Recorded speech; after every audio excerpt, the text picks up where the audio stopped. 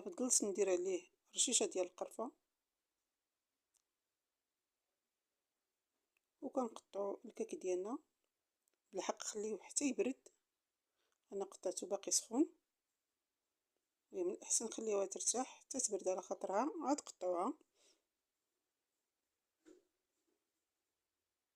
وانتما تشوفوا كي كتجي.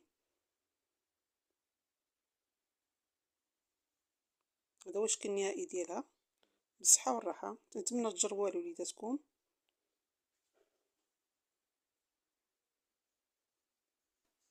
صدقوني جات بنينه ورائعه ولذيذه بزاف بزاف.